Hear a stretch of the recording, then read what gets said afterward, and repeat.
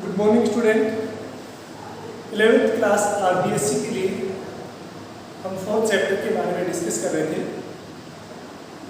समतल के अंदर गति। देखिए बच्चों, अगर हम लास्ट क्लास की बात करें, यानी तो यस्टरडे जो क्लास थी, अगर हम उसकी बात करें लास्ट टॉपिक की, तो लास्ट क्लास में हमने किसी भी कण के द्वारा जो प्रक्षेप गति है उसके बारे में बात की थी। क्लियर? प्रक्षेप गति क्या होती है? प्रक्षेप गति के अंदर किसी कण का रेंज यानी क्षैतिज परास क्या होती है। इसके अलावा प्रक्षेप गति के अंदर किसी कण का अधिकतम ऊंचाई कितनी होती है और उसका कुल उड्डयन काल, इनके बारे में हम बातें कर चुके थे। और मैं उम्मीद करता हूँ कि आपने न्यूमेरिकल भी किए होंगे इससे रिलेटेड, क्योंकि इससे जो भी न्यूमेरिकल है वो सारे फॉर्मूला बेस्ड न्यूमेरिकल है, जिसके अंदर आपको क्षैतिज परास के फॉर्मूले का याद होना चाहिए, मैक्सिमम हाइट या फिर हाइट के लिए आपको फॉर्मूला याद होना चाहिए, इसके अलावा जो टोटल टाइम है उसके लिए फॉर्मूला याद होना चाहिए। तो बच्चों, कल हमने प्रक्षेप गति को कंप्लीट कर चुके थे, ठीक है। अगर हम आज की क्लास की बात करें तो देखिएगा, आज की क्लास है दैट इज वृत्ताकार गति। वृत्ताकार गति बच्चों, वृत्ताकार गति बोल सकते हैं, इसको वर्तुल गति भी बोल सकते हैं। वर्तुल्य गति ये यानी सर्कुलर मोशन।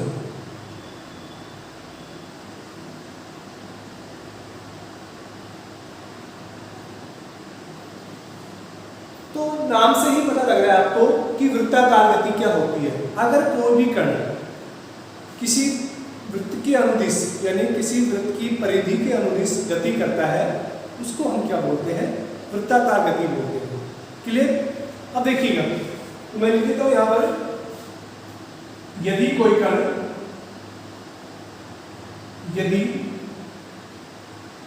कोई कण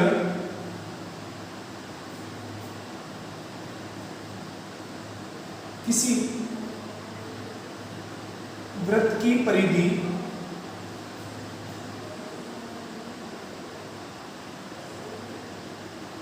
के अनुदिश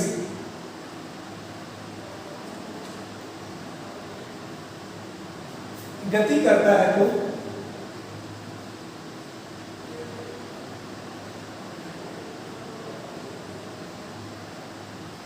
उस गति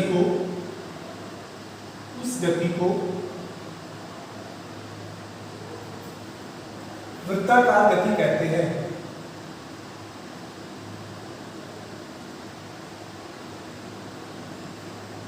गति कहते हैं,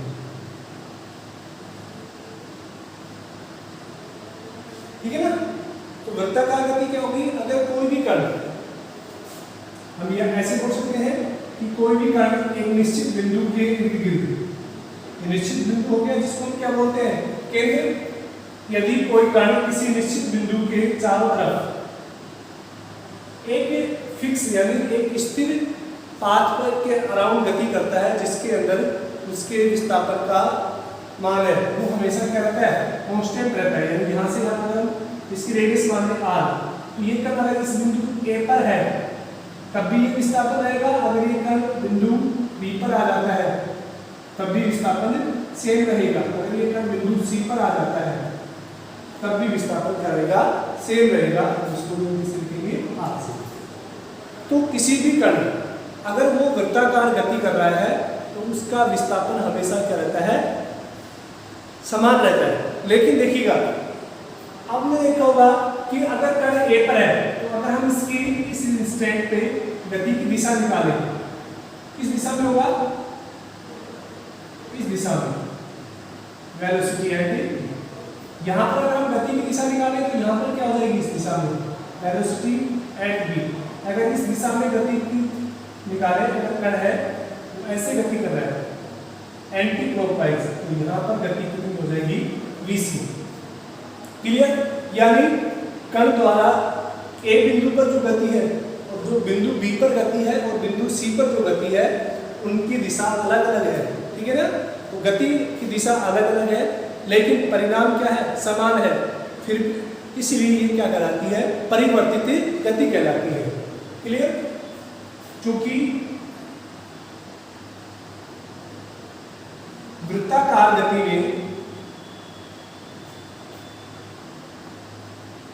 गति में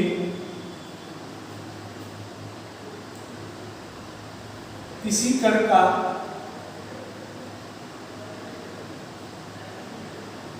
विस्थापन, जैसे इसमें किसी कण के विस्थापन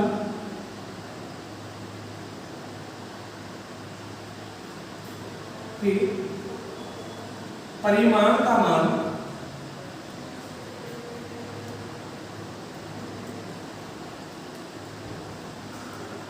समान रहता है, यानी परिमाण तो समान रहता है लेकिन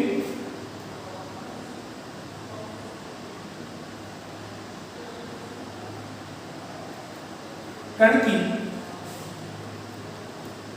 दिशा परिवर्तित होती रहती है, कण की दिशा परिवर्तित होती रहती है। ठीक है ना। कण की दिशा परिवर्तित होती रहेगी, इसलिए क्या होता है, कण का विस्थापन तो समान रहेगा लेकिन कण की दिशा परिवर्तित होती रहती है। अतः वृत्ताकार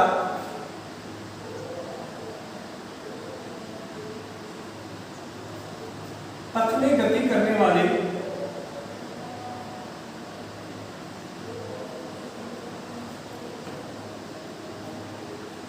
एक परिवर्तित गति होती है।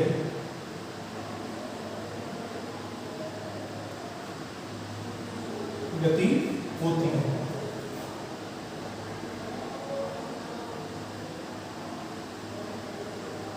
ठीक है ना। तो वृत्ताकार पथ में जो गति होती है वो कैसी होती है, परिवर्तित गति होती है, यानी कण है वो लगातार अपनी दिशा बदलता रहता है, हर प्रत्येक बिंदु पर उसकी दिशा क्या होती है, अलग अलग होती है। तो वृत्ताकार पथ में जो कण की गति है वो कैसी होती है, परिवर्तित गति होती है। ठीक है ना। अब देखिएगा बच्चों, वृत्ताकार अभी तक हमने सीधी रेखा में गति पढ़ी थी, ठीक है ना, चाहे वो समतल के अंदर हो चाहे वो एक वी में गति हो, हमने किसी कण को सीधी रेखा के अनुदिश लिया था। ठीक है, चाहे वो कण एक्स एक्स में जा रहा है फिर वाई एक्स में मुड़ा है, तो उसका जो पाथ है वो हमेशा स्ट्रेट लाइन रहा है। लेकिन वृत्ताकार में कण का जो पाथ है वो सीधी रेखा ना होके वार्तुल्य पाथ होता है, यानी घुमावदार पाथ होता है। अब देखिएगा, इस घुमावदार पाथ के लिए हम जब विस्थापन निकालेंगे, जब हम वेग निकालेंगे या उसका त्वरण निकालेंगे, उसके बारे में अगर हम बात करेंगे तो यहाँ पर सिंपल विस्थापन ना होके कोणीय विस्थापन होगा। ठीक है ना। सिंपल साधारण गति ना होके कोणीय गति कहलाएगी। साधारण यानी सिंपल एक्सीलरेशन ना होके कोणीय त्वरण कहलाएगा, यानी साधारण त्वरण की बजाय क्या कहलाएगा, वो कोणीय त्वरण कहलाएगा। क्लियर बच्चों। तो हम उनकी बात करते हैं। तो इस आयोग इसको नोट कर लिया होगा आपने, इसको नोट कीजिए प्रॉपर तरीके से।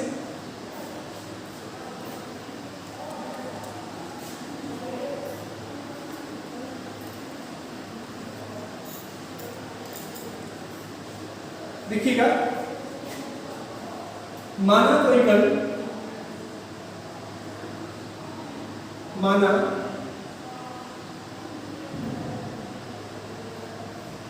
कोई कण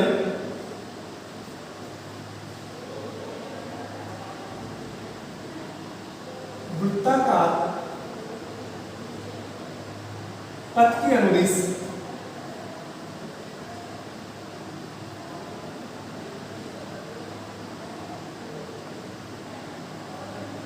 वृत्ताकार पथ के अनुदिश गति कर रहा है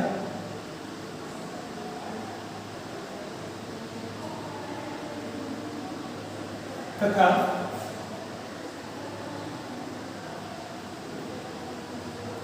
वृत्ताकार पथ की त्रिज्या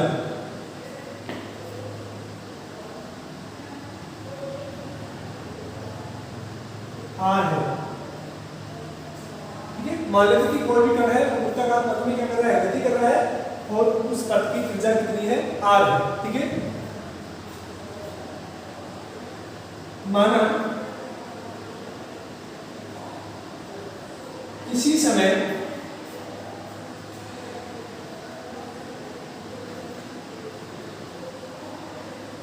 t पर कण x अक्ष से थीटा कोण बना रखा है, x अक्ष से थीटा कोण बनाता है,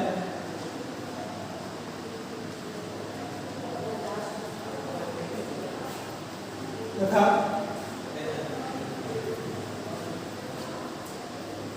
t प्लस डेल्टा t समय बाद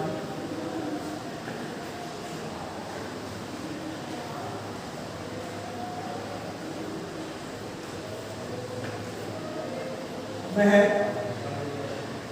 डेल्टा थीटा से विस्थापित होकर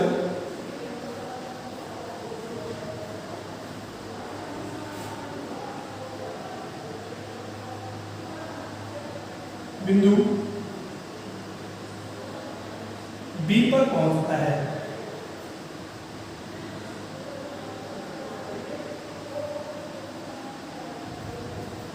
तो देखिए बच्चों में इसके डायग्राम बनाना होती है यहाँ पे, ठीक, क्या मानना है आपने कि मान लीजिए कि कोई भी कण है, ये वृत्ताकार गति कर रहा है,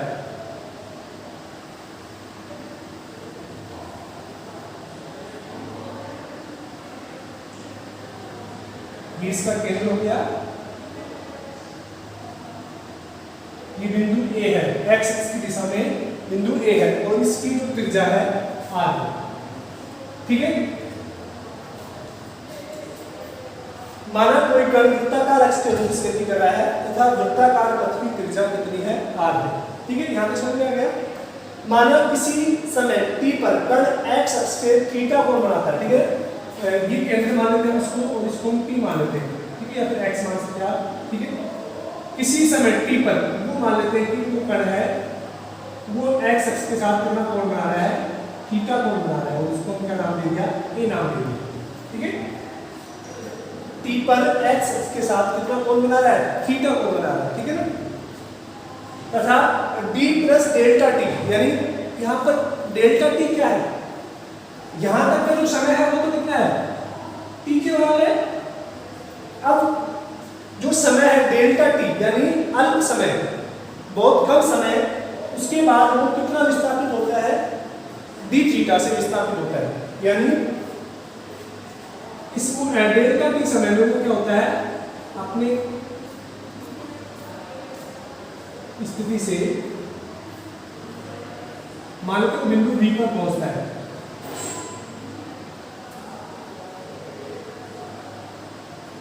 और ये जो कोण है वो कितना है, डेल्टा थीटा, और यहाँ का जो समय है, टोटल समय कितना होगा, t प्लस डेल्टा t। अगर हम इस टोटल कोण की बात करें,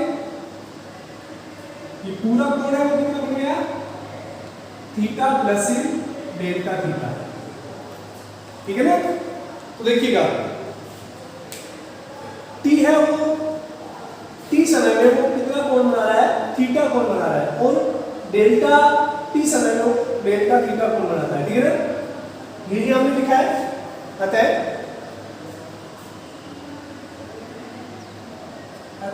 कण का कोणीय विस्थापन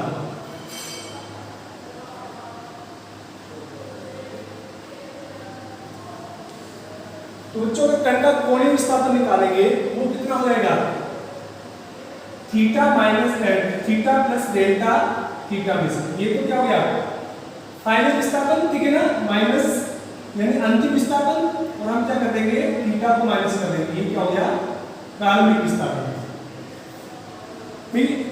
यानी ये कहां पर होगा, बी पर जाके उसका विस्थापन x अक्ष के साथ, और ये ए पर है जब कण, तो उसका विस्थापन है x अक्ष के साथ। समझ में आया ना, कि तो यहां से कितना हो गया, theta plus delta theta minus theta, ये कैंसिल हो जाएंगे, यानी डेल्टा थीटा। ये क्या कहलाता है, कोणीय विस्थापन।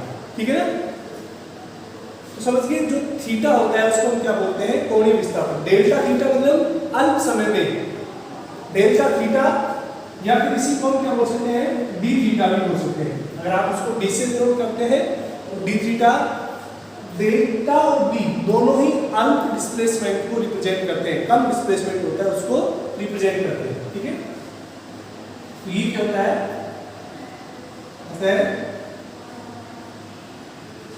डेल्टा थीटा कोणीय विस्थापन को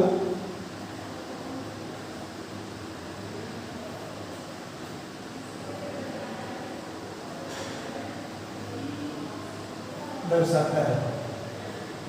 ठीक है, डेल्टा थीटा किसको दर्शाता है, कोणीय विस्थापन। ठीक है, अगर हम बात करें ताक्षणिक विस्थापन, ठीक है ना, ताक्षणिक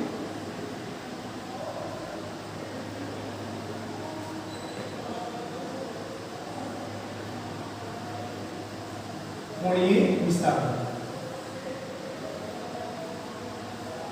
ताक्षणिक मतलब इंस्टेंटेनियस, जब टाइम इंटरवल बहुत छोटा होता है। ठीक है ना, उस केस में जो कोणीय विस्थापन हो जाएगा limit delta T equal to 0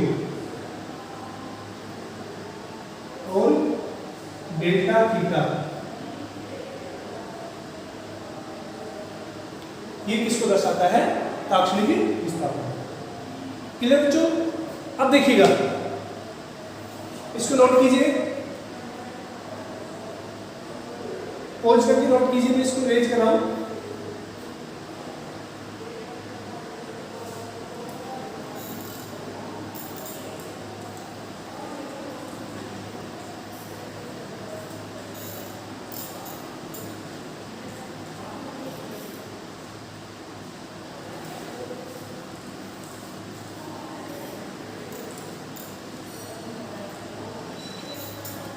अब देखिएगा, अगर हम बात करें मात्रक की, ठीक है ना,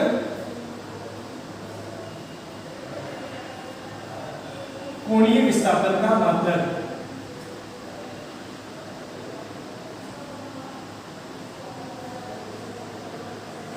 मात्रक क्या होता है, रेडियन होता है। आपको याद होगा हमने जब फंडामेंटल क्वांटिटी पढ़ी थी, मूल राशि पढ़ी थी, तो हमने 7 मूल राशियां लिखवाई थी। ठीक है, उसके अलावा 2 अलग राशियां लिखवाई थी जिनको हम पूरक राशियां बोलते थे। वहां पर एक रेडियन था, एक स्टेरेडियन। ठीक है ना, तो मात्रक क्या होता है इसका, रेडियन, जिसको हम किससे लिखते हैं, RAD से। तो कोणीय विस्थापन का मात्रक क्या होता है, रेडियन। ठीक है, अगर हम V की बात करें तो यह यानी यह क्या है, कोणीय विस्थापन, ये तो हम कोणीय विस्थापन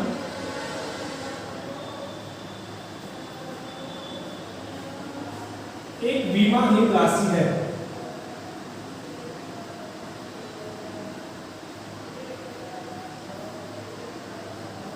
तो ये ध्यान रखना, कोणीय विस्थापन। देखो विस्थापन की बात करें या फिर रेखीय विस्थापन की बात करें, वो एक विमाहीन राशि नहीं है। रेखीय विस्थापन का मात्रक क्या होता है, मीटर होता है। ठीक है ना, उसकी जो विमा होती है m0, l1 और t0 होती है। लेकिन अगर हम कोणीय विस्थापन की बात करें, ठीक है, एंगुलर डिस्प्लेसमेंट की बात करें, तो कोणीय विस्थापन एक विमाहीन राशि है।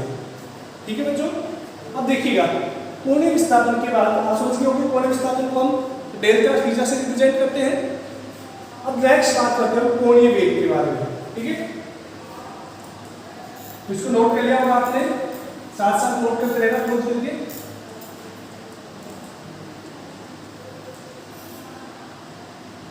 नेक्स्ट टॉपिक है आपका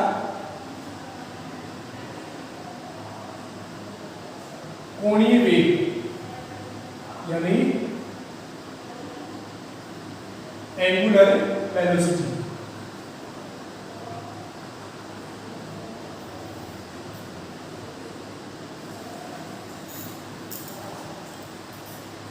देखिए बच्चों, कोणीय वेग की बात करने से पहले हम एक बार रेखीय वेग की बात करते हैं।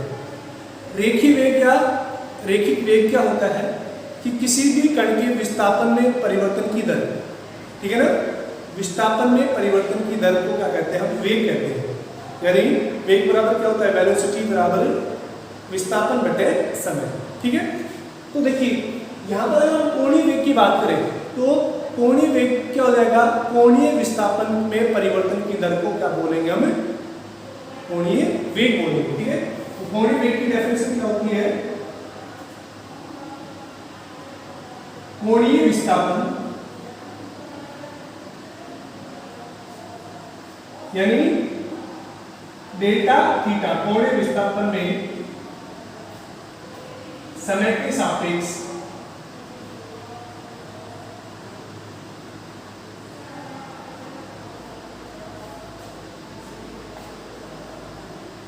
परिवर्तन की दर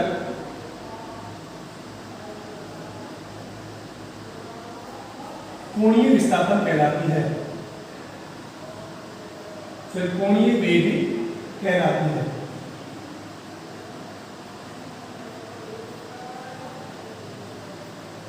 ठीक है ना, तो कोणीय विस्थापन में समय के सापेक्ष जो परिवर्तन की दर है उसको हम क्या बोलते हैं, कोणीय वेग बोलते हैं। ठीक है, अब बच्चों अगर हम कोणीय वेग की फॉर्मूले की बात करें जाते हैं,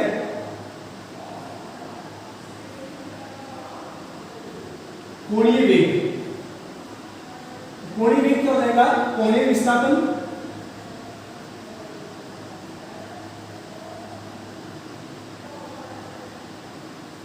बटे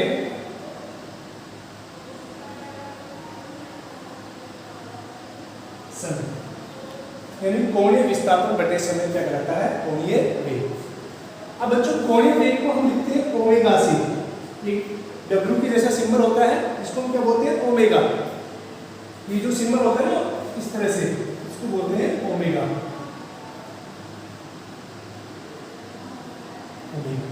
ठीक है ना, तो देखिएगा कोणीय वेग ओमेगा बराबर क्या होता है, डेल्टा थीटा होने डेल्टा टी। समझ में आया कि कोणीय वेग बटे समय, तो डेल्टा थीटा होने डेल्टा टी, ये क्या हो गया, कोणीय वेग। अब देखिएगा अगर कोणीय वेग के मात्रक की बात करें, मात्रक कितना होगा, देखिए डी थीटा, यानी ये कोणीय विस्थापन है, इसका मात्रक क्या होता है, रेडियन होता है, और समय का मात्रक क्या होता है, सेकंड। तो इसी को हम क्या बोलते हैं, रेडियन पर सेकंड भी बोल देते हैं, और इसको हम ऐसे भी लिख सकते हैं, रेडियन सेकंड इनवर्स। तो कोणीय वेग का जो मात्रक होता है वो क्या होता है, रेडियन पर सेकंड। अगर हम इसकी विमा की बात करें,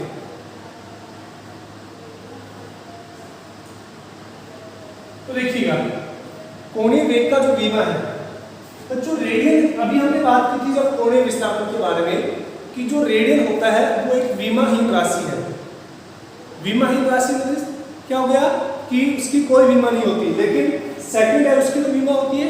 ठीक है, तो अगर हम इसकी विमा की बात करें तो कितना हो जाएगा, n0 t-1, ये किसकी विमा होती है, कोणीय वेग की। तो आई होप आपको समझ में आएगा, यहां तक कोई दिक्कत, इसको आप खोज करके नोट कीजिए। ठीक है,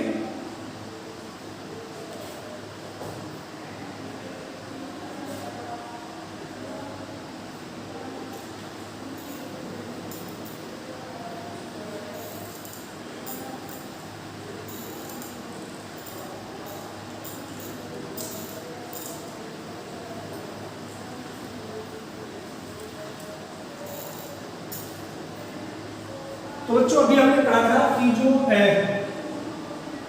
ओमेगा होता है वो कितना होता है, डेल्टा थीटा या डी थीटा अपॉन dt, ये भी लिख सकते हैं हम उसको।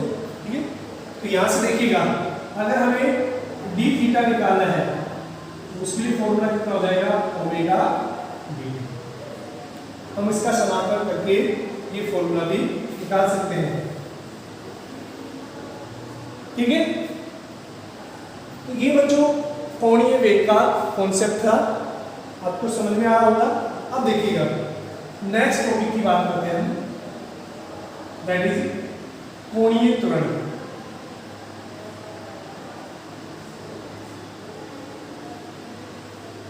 यानी एंगुलर एक्सीलरेशन।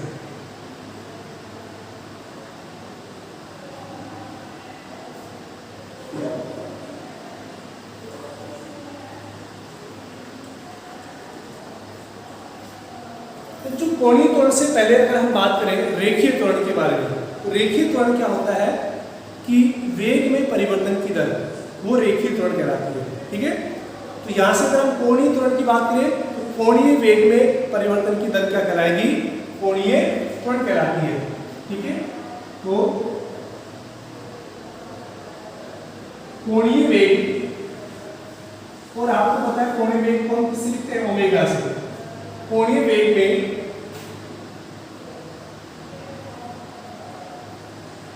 समय के सापेक्ष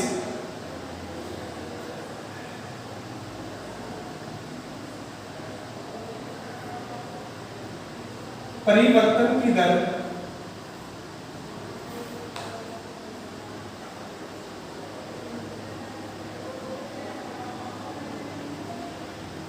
कोणीय त्वरण कहलाती है। इसको हम अल्फा से लिखते हैं। ठीक है ना,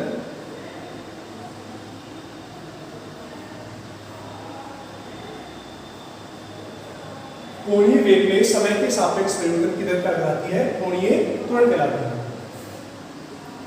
अतः कोणीय त्वरण क्या हो जाएगा, कोणीय वेग बटे समय। कोणीय त्वरण को बच्चों हम अल्फा से लिखते हैं, तो कोणीय वेग क्या होता है, डी ओमेगा अपॉन समय dt। ये हम डी ओमेगा और dt नहीं लेते, हम अल्प विस्थापन के लिए बात कर रहे हैं। ठीक है ना, तो ये क्या होता है उसका कोणीय त्वरण का फॉर्मूला। क्लियर। अब बात करें कोणीय त्वरण की मात्रक की, तो मात्रक क्या हो जाएगा, देखो डी ओमेगा क्या होता है, कोणीय वेग यानी रेडियन पर सेकेंड, और dt क्या है समय, इसका मात्रक क्या हो जाएगा, रेडियन पर सेकेंड स्क्वायर। यानी इसको हम कैसे लिखेंगे, रेडियन पर सेकेंड स्क्वायर, या फिर इसको हम रेडियन पर सेकेंड, इस तरह से लिख सकते हैं। क्लियर। तो ये कोणीय त्वरण का मात्रक हो गया। और विमा की बात करें,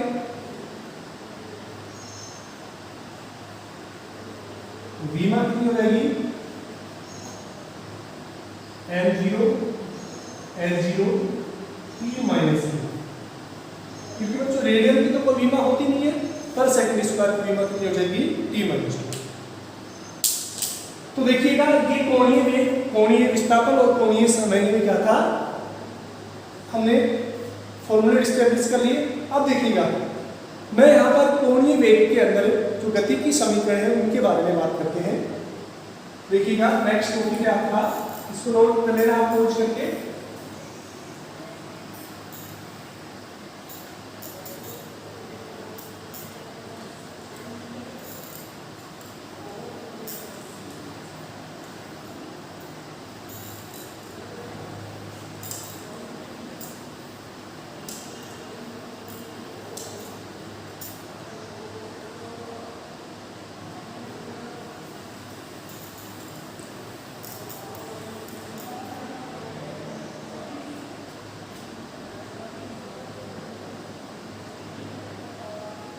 वृत्ताकार गति के में गति की समीकरण,